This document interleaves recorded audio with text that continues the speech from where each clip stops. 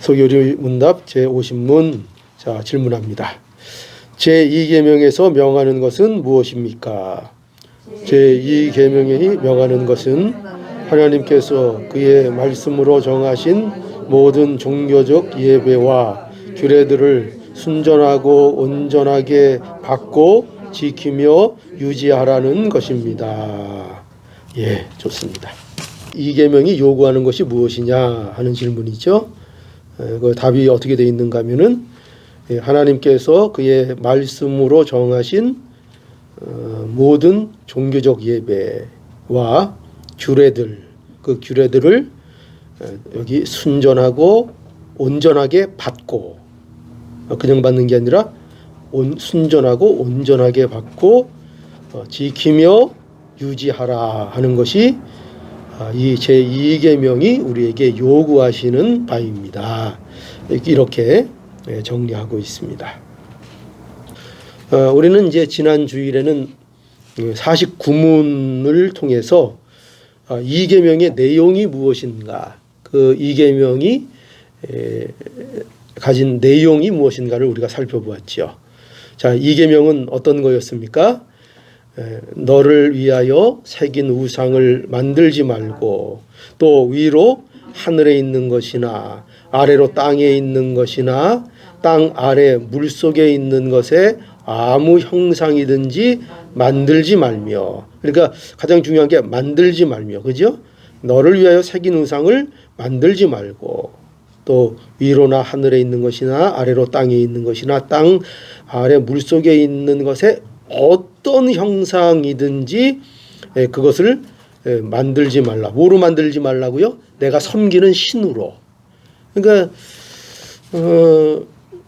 우리가 예술 작품 같은 거 만드는 거 금지하는 거 그런 거 아닙니다. 뭐 조각하는 거, 또 우리가 뭐 인형 같은 거 있고 그러잖아요.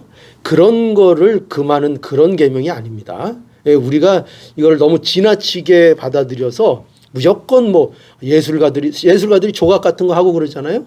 그죠? 예술 작품 만들고. 그런데 그런 활동을 다 금지하고 그런 의미로 얘기하는 것이 아니라, 여기서 거짓 신을 내가 섬기기 위해서 없는 신을 상상해서 만들어서 새겨서 형상화해서 그것을 마치 있는 것처럼, 마치 실제하는 것처럼 이렇게 섬기려고 내가 만드는 이런 우상들을 만들지 말라.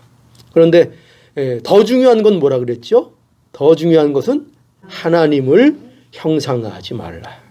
우리 하나님을 내가 상상해서 그거를 형상화하고 어떤 모양으로 만들어서 이게 하나님이다, 이건 하나님일 거야 이러면서 하나님이라고 섬기면 안 된다. 그림 내가 멋지게 하나님을 상상해서 그려놓고 하나님이야 하고 벽에 붙여놓고 그걸 하나님이라고 생각하고 거기 앞에서 하나님을 보는 것처럼 이렇게 하면 된다, 안 된다? 안 된다. 예수님은 돼요, 안 돼요? 예수님도? 예수님 우리 얼굴 안다 그랬어요, 모른다 그랬어요? 예수님 얼굴 아는 사람 아무도 없어요. 그죠? 그 멋지게 생긴 백인 아저씨, 곱슬머리에 흰 피부에, 그죠? 키가 훤칠하고. 제가 생각할 땐 예수님이 키가 큰 분이 아니었을 것 같아. 저는 못생겼을 것 같아요. 이사야 53장의 말씀 보면은 흠모할 것이 아무도 없다, 인간적인 매력이 없는 분이셨다는 것을 거기에 예언하고 있습니다. 그러니까 이 기독교 신앙의 그 특별함, 또 세상이 이 신앙을 어려워하는 것 중에 하나가 뭐냐면 우리가 믿는 구주가 구주 같지 않다는 겁니다.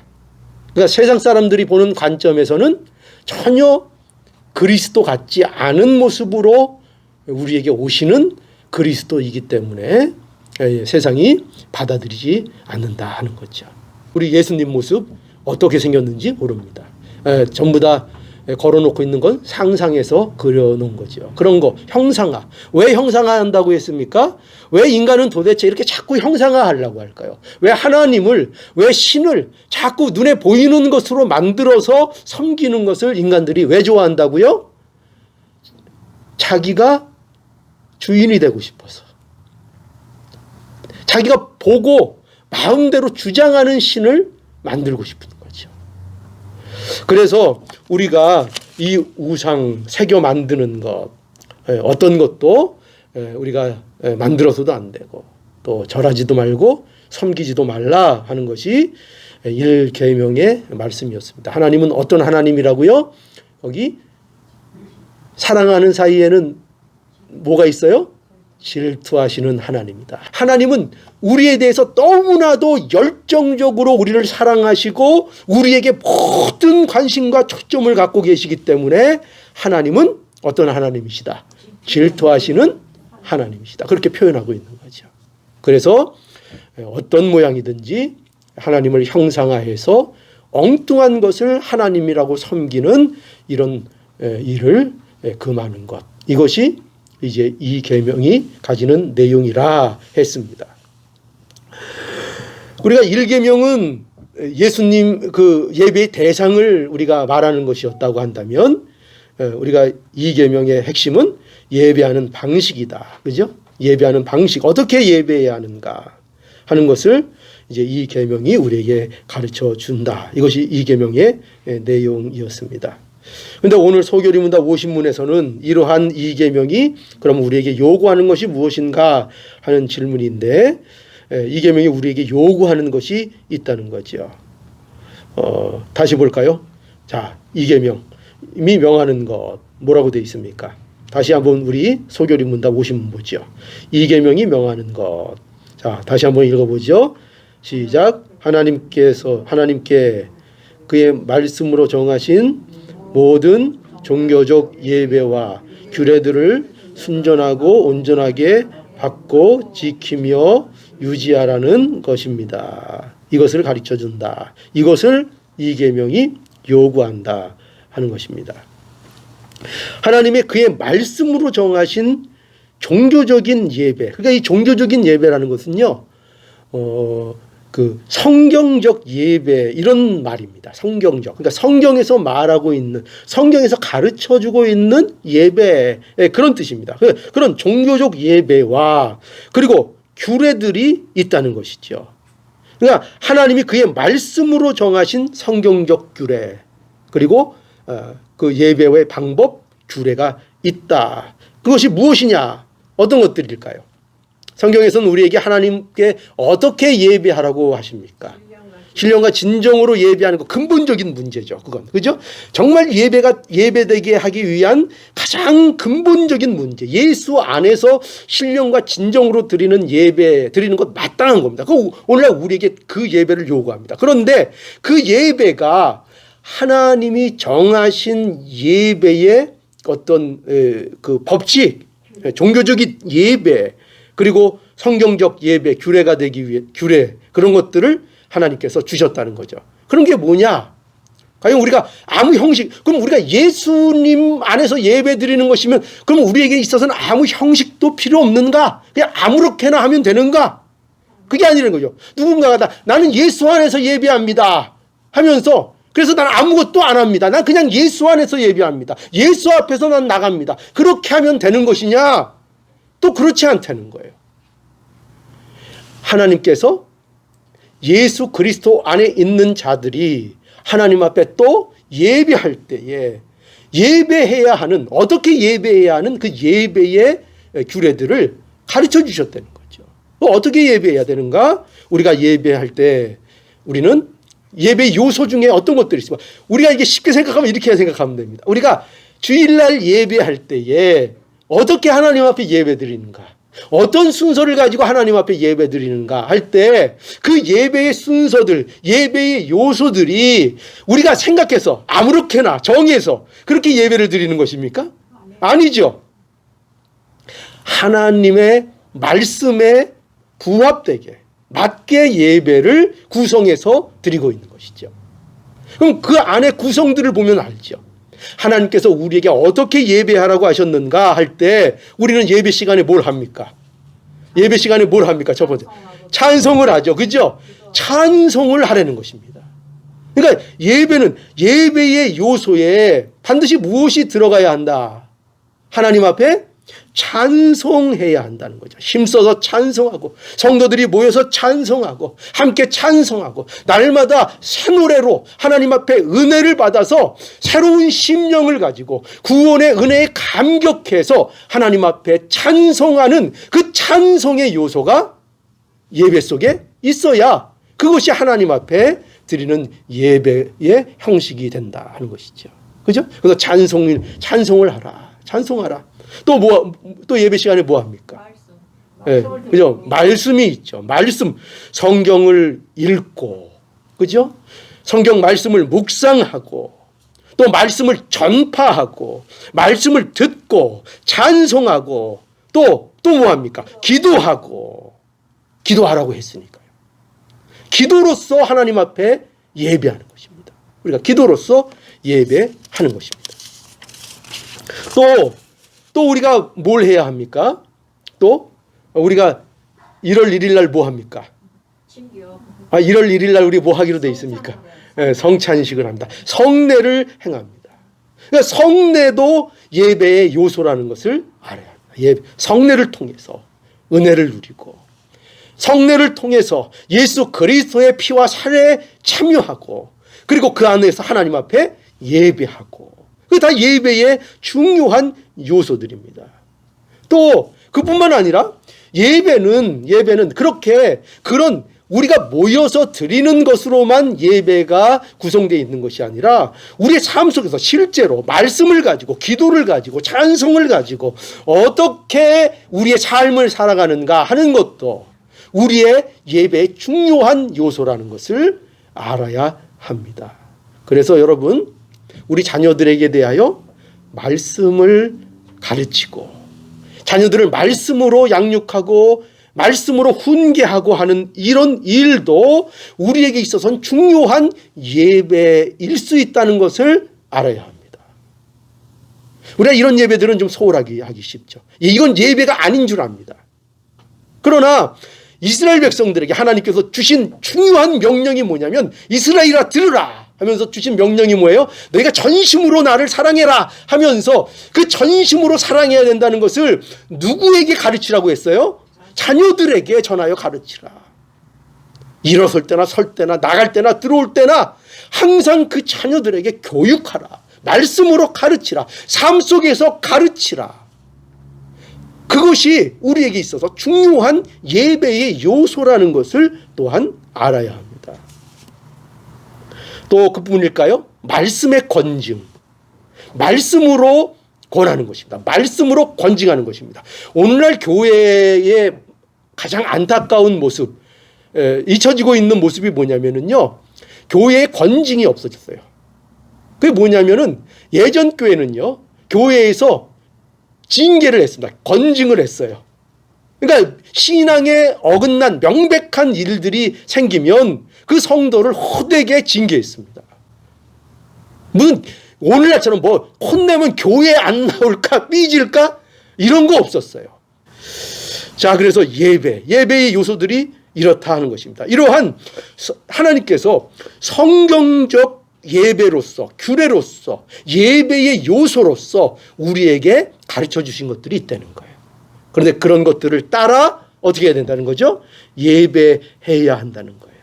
하나님이 정하신 말씀이 있다는 거죠. 예배에는. 그리고 그 말씀 안에서 예배할 것을 하나님께서 우리에게 요구하고 있다 하는 것을 이 계명이 우리에게 보여주고 있습니다.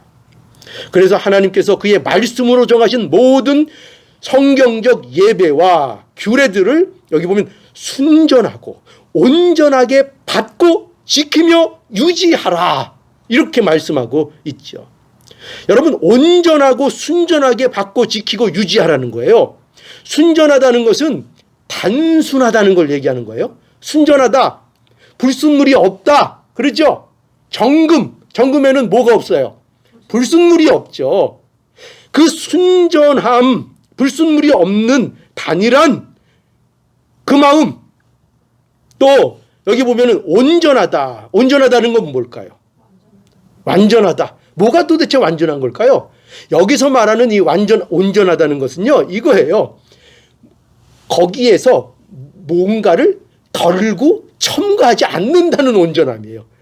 우리는 온전하다 그러면 내가 뭘 갖다 붙인 거 뭐 이런 것에 온전함, 내가 온전하게 만들자 이런 개념을 갖기가 쉬운데, 여기서 온전하라 하는 것은 온전함에 너희가 뭘 더 붙이고 뭘 떼어서 거기서 온전함을 해야지 말라는 거예요. 순전하게 온전하게 예배하라는 거예요. 잠언 30장 6절, 너는 그 마음에 더하지도 말라. 그가 너를 책망하시겠고 너는 거짓말하는 자가 될까 두려우니라. 누가 거짓말하는 자가 될까 두렵다고요? 너는 그 말씀에 더하지 말라. 그게 거짓말이라는 거예요. 하나님 말씀에 더하면 그 말씀이 더 빛나고 더 좋아지는 것이 아니라 너는 거짓말을 하고 있다는 거예요. 왜 말씀에 더하느냐? 거짓말이라는 거예요. 참 두려운 말씀이죠. 너는 거짓말을 하는 자가 될까 두렵다. 그러니까 저도 이게 두려운 거예요. 뭐에 말씀을 더할까 봐요? 말씀에 내 말씀을 더할까 봐. 인간의 생각을 더할까 봐. 내 주장과 내 신념을 더할까 봐. 그러면 그게 거짓말이 된다는 거예요. 더하지 말라. 말씀에 더하지 말라. 신명기 12장 32절, 내가 너희에게 명하는 이 모든 말을 너희는 지켜 행하고 그것에 가감하지 말지니라. 가가 뭐예요? 더하는 거. 감이 뭐예요? 빼는 거. 그죠? 더하고 빼지 말라. 말씀 그대로 순전하게 하나님이 너희에게 말씀으로 정하신 그대로 순전하고 온전하게 받아 그것을 지키고 그것을 유지하고 그것을 지키라. 이렇게 돼 있잖아요. 유지하고 지키라. 유지하고 지키라. 여러분, 그래서 신앙은 그런 의미에서 보수가 중요한 거예요. 보수라는 뜻이 뭐예요? 지키는 거죠. 지키는 것. 유지하고 지키는 거예요. 원신앙을 유지하고 지키는 거예요. 여러분, 개혁이라는 뜻이 뭐예요? 개혁. 세상에 많이 개혁 그러죠. 그리고 제가 주장하는 모토도 개혁이에요. 교회는 언제나 개혁돼야 돼요. 그대로 멈춰 있으면 안 돼요. 항상 개혁돼야 돼요. 교회는 개혁되지 않으면 죽은 거예요. 개혁돼야 돼요. 그런데 그 개혁이 뭐예요? 무슨 새로운 사상을 받아들이고 이런 걸 얘기하는 게 아니에요. 개혁은 그 원모습 그대로 다시 돌아가는 걸 개혁이라 그러는 거예요. 성경에서는. 그것을 개혁하자 하는 거예요. 우리가 개혁하자 하면은 말씀으로 돌아가자 이 말이에요. 말씀이 가리키는 대로, 말씀이 우리에게 말씀하는 대로 하나님이 정하신 그 뜻으로 그 자리로 돌아가자가 개혁이란 말이에요. 그런데 우리는 개혁하면서 엉뚱한 얘기들을 하고 개혁하면서 자기 욕심들을 챙기려고 하죠. 개혁은 뭘로 돌아가는 거예요? 하나님의 말씀으로 돌아가는 거예요. 우리의 심령이, 우리의 마음이, 우리의 행동이, 예배가, 교회에 하는 모든 일들이 원래대로 돌아가는 거예요. 그게 개혁이에요. 그 개혁이 교회에게 항상 일어나야지, 이 개혁이 일어나지 않는 교회는 죽은 교회예요. 개혁된 교회는 항상 개혁되어져야 한다가 개혁주의의 모토예요. 개혁된 교회는 멈춰있지 않아요. 항상 개혁해요. 뭘 통해서? 뭘 기준으로? 그렇죠. 말씀으로. 무슨 누구의 신념에 따라 개혁하는 거 아니에요. 뭐 세상의 사상에 따라 개혁하는 거 아니에요. 말씀의 기준을 통해 항상 개혁하는 거예요. 그게 살아있는 교회의 증거예요. 고인물은 썩어요, 안 썩어요? 썩어요. 항상 개혁되지는 교회, 개혁되어져 나가는 교회가 되어 하는 것입니다. 그것이 바로 뭐예요? 바로 유지하고 지키는 것으로 나아가는 것입니다. 무슨 구습, 옛날 뭐 이런 못된 악습 이런 걸 지키지 않아, 그런 것 전혀 아니에요. 그런 건 보수 아니에요. 그건 망하는 길이죠. 아무리 전통적인 것도 성경에 맞지 않으면 어떻게 해야 돼요? 과감하게 떨쳐버려야 되는 거예요. 버려야 되는 거예요. 뭐 교회의 뭐 전통이 어쨌다, 교회에 무슨 흘러왔던 것이 뭐 어땠다, 교회는 그게 중요한 게 아니에요. 물론 역사적인 산물을 중요시해야 합니다. 우리는 그것을 그 위에 우리가 또 배우고 우리가 신앙생활합니다. 그러나 그 가운데서도 잘못된 전통이 있을 수 있어요, 없어요? 인간이 만든 전통 중에는 얼마든지 있을 수 있죠. 잘못된 전통들은 또 왜 우리의 기준은 그 전통 자체가 아니라 뭐라는 거예요? 말씀이 우리의 기준이니까 아무리 오래되고 아무리 사람들이 다 굳건히 잡고 있는 전통이라 할지라도 성경에서 아니면 개혁해버리는 거예요. 이것이 바로 올바른 교회, 생명 있는 교회의 모습이라는 것을 우리는 알아야 합니다. 그래서 우리 참 교회가 갈 길이 멀어요. 이 교회가 교회답게 되어져 나가는 일에 있어서 얼마나 참 이 뼈를 깎는 고통이 사실은 있어야 하는지 몰라요. 교회가 교회되는 이 길에. 그러니까 교회가 교회답지 않은 면이 너무나 많기 때문에. 그래서 우리가 이런 면들을 기도로 또 말씀으로 또 우리가 항상 확인하고 또 우리가 개혁해 나가는 그런 복된 교회가 돼야 할 것입니다. 하나님이 정하신 말씀대로 그것을 의지적으로 인정하고 그것을 통해서 하나님을 섬기는 것, 이것이 그것을 받고 지키고 유지하는 것입니다. 이런 것을 이 계명이 요구하는 이유가 뭐냐 하면은 왜 이렇게 이 계명이 이런 것들을 우리에게 요구하는가 하면은 그건 인간의 죄성 때문에 그래요. 인간의 죄의 성향 때문에. 인간은 항상 어떤 습관을 갖고 있다 그랬죠? 자기 방식대로 신을 섬기려는 본성을 인간은 계속 갖고 있기 때문입니다. 순전하고 온전하게 받아 지키고 유지하라는 것이 이 계명의 요구입니다. 자기 멋대로 예배하지 말고. 오늘 오전 예배 속에서도 우리가 자유에 대해서 얘기했죠. 자유는 뭐가 아니라 그랬죠? 자기 멋대로가 아니라 그랬어요. 자기 멋대로가 그게 감옥이라 그랬어요. 아직도 이 말씀을 이해 못하시는 분 있으세요? 아마 못하시는 분 있을 것 같아요. 그러나 계속 이 말씀을 생각해 보십시오. 내 멋대로 해서 내가 자유 같은데 사실은 그게 내가 속박받고 있는 거예요. 왜? 왜 그렇죠? 그게 사단의 종노릇한 결과가, 사단에게 사로잡혀 있는 결과가 내 맘대로라고요. 내 맘대로. 그래서 사단에게 사로잡혀 있는 사람은 내 맘대로 이상의 삶을 살지 못해요. 언제나 나예요. 언제나 나. 내 중심. 자아실현. 나.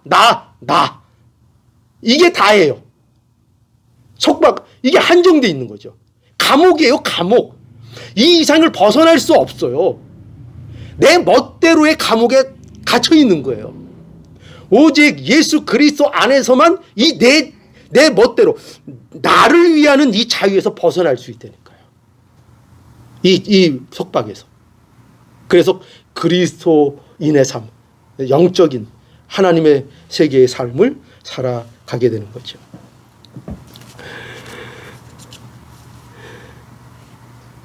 자, 그래서 우리 안에 이와 같은 자기 마음대로, 자기 멋대로 예배하려는 요소들이 우리 안에 있다 하는 것. 그래서 이 계명을 특별히 잘 우리가 지켜야 한다 하는 것이죠. 여러분, 우리가 이 예배가 잘못되면 우리는 바로 하나님을 섬길 수가 없고요. 큰 낭패를 결국 당하게 될 것입니다. 성경적으로 볼 때 아론의 두 아들 나답과 아비후가 레위기 10장에 가보면은 하나님 앞에 제사 드리다가 죽었어요. 그죠? 여러분 아시죠? 하나님이 지시한 것과 다른 불로 제사를 드리다가 하나님의 진노로 인해서 죽임을 당했습니다. 그러니까 제사를 드리다가 죽는다니까요. 여러분 가인 우리 잘 알죠? 아벨과 가인도 뭐 하다가 망했어요? 제사 드리다가 망했어요. 제사를 어떻게 드렸습니까? 자기 마음대로 드렸죠. 자기 생각대로 드렸죠. 자기 열심을 가지고 드렸죠. 자기 열정. 그거 갖고 제사 드렸습니다. 하나님이 정하신 법에 따라 예배하지 못했습니다. 그러면서 왜 내 예배는 안 받으시냐고 성깔만 부렸습니다. 그러다가 자기 아우인 아벨을 돌로 쳐 죽이는 최초의 살인자가 되어 버렸습니다. 여러분, 이런 거예요.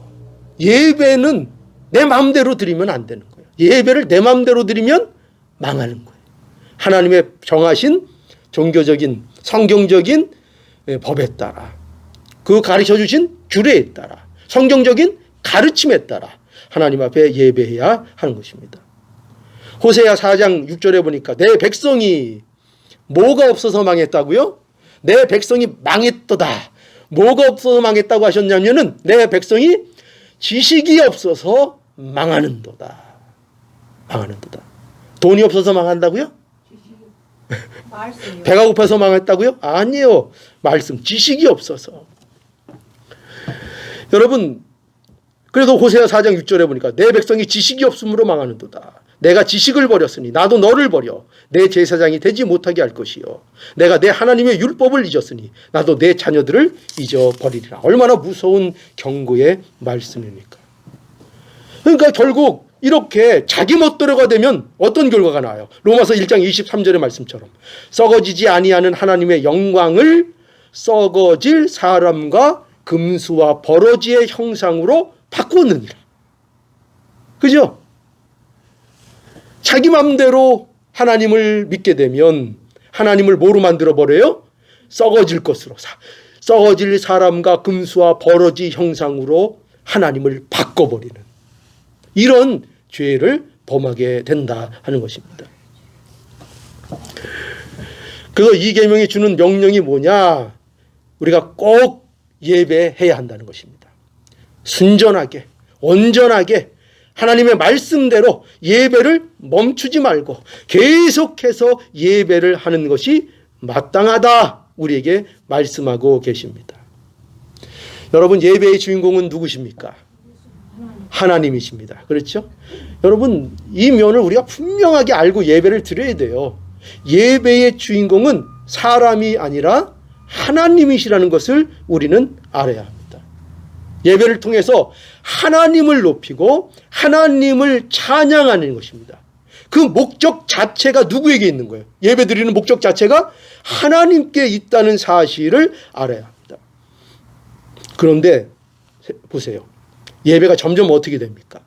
사람을 위한 예배로 점점 바뀌고 있지 않습니까? 요즘 트렌드를 따라가지 않습니까? 하나님이 기뻐하시는 예배를 드려야 하는데 어떻게 하면은 사람들이 즐거워할까? 어떻게 하면 사람들이 마음에 들어 할까? 그죠? 어떻게 하면 우리는 목사들도 전부 다 뭘 걱정해요? 어떻게 하면 성도들을 위로할까? 어떻게 하면 성도들을 격려할까? 물론 그것이 나쁘다는 게 아니에요.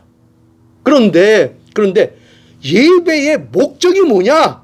예배의 목적은 하나님이 주인공이 되는 거예요. 그래서 하나님의 영광, 하나님께 찬양하고 하나님께 그 영광을 돌리며 그 하나님께 돌아가는 그 참다운 영광으로 인하여 그 예배를 통하여 또한 우리가 위로받고 격려받는 그런 순서의 예배가 돼야 되는 거예요. 근데 점점 어떻게 된다고요?